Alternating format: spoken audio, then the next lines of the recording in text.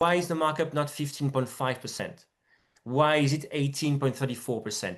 Let me give a quick example. Let's imagine that Airbnb is taking 10% host fee. My nightly rate is 110. If they take 10% of 110, imagine, sorry, my nightly rate is 100. I'm going to mark up to 110 at 10%. Now, come the day I look at Airbnb's invoice, they say, oh, you charge 110 nightly rate. We take 10%, but 10% of 110 is 11. So you end up with $99 in your pocket, not 100. It's not your nightly rate plus a markup of the host fee. It has to be more than this. And we did the math and the rest, it's 18.34%. If my price now is 118.34%, so $118.34. If I take 15.5% out of this, I'm back to $100. I mean, I can send my price like this. I want to make up for the commission of Airbnb with 15.5. I have to set my price at 118.34. And when it takes 15.5% out of this, I'm back to 100. I hope it's clear. I think it's very clear if you take the example of the 100 plus 10%, you're going to see that it's not the same thing. This question, we talk to end on what to do about the other platforms, because that's a question I see. I'm quickly going through other questions.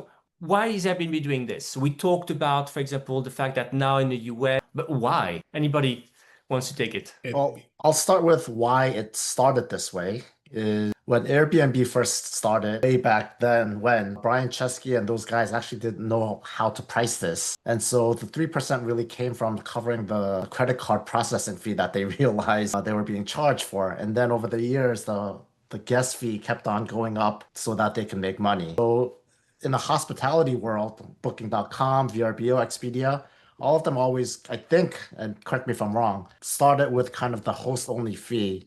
And so now I think Airbnb is essentially, it's grown up. It's trying to go back to kind of like a hotel model, and everything's kind of clear across the board.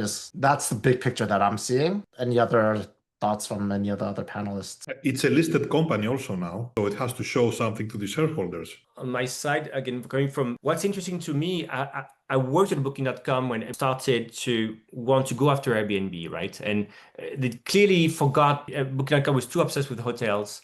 And they had this model for years with hotels, 15% commission, well, actually way more than this, but 50% commission starting. They would take it from hotel and zero from guests because it was such a great proposal. That's why Expedia never grew in Europe, because Expedia was taking a guest fee. That was the secret weapon. But now when we try to talk to hosts in the US, we would tell them, go to Booking. Sure, it's a great platform. And we say, we charge 15% to hosts. And in hosts in the US, we're like, what? Airbnb is charging me 3%. No way I'm going to use Booking.com. And let me show you the math. If you increase your nightly rate, it's kind of the same thing, because in the end, the guests will pay the same thing, because on Airbnb, they need to add up a 12 to 14% guest fee on top of this. So the end price is sort of the same. But the mentality was, which I completely understand. As a host, you feel like, wait a minute, 15%, that's more than 3% out of my pocket. No way I'm doing this. So what's interesting as well is it's actually making the proposal of Airbnb, of Booking.com, their model, more understandable and competitive in the US. So it's very interesting in a way. It's helping Booking.com at least gain the minds of some property managers who felt that it was a bit more expensive. But indeed, in the end of money, you could argue that Airbnb is still making the same amount of money on the booking, but as we saw, this kind of studies that show that conversion is higher if there's no fee, no like service fee at all. And remember, a lot of people saying Airbnb is too expensive. Here they're going to say, what if the price is, they find something expensive, they're going to say, it's your fault, property managers. You are being expensive. It's not Airbnb, right? Because it's clearly not service fee from Airbnb, right? If there's someone to blame, it's going to be you. It's not going to be Airbnb. I'm half joking, but you see me coming. Yeah.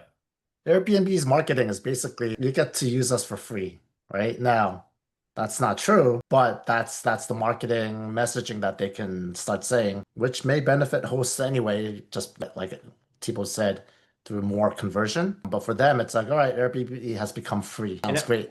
And I'm going to go to my big last question here.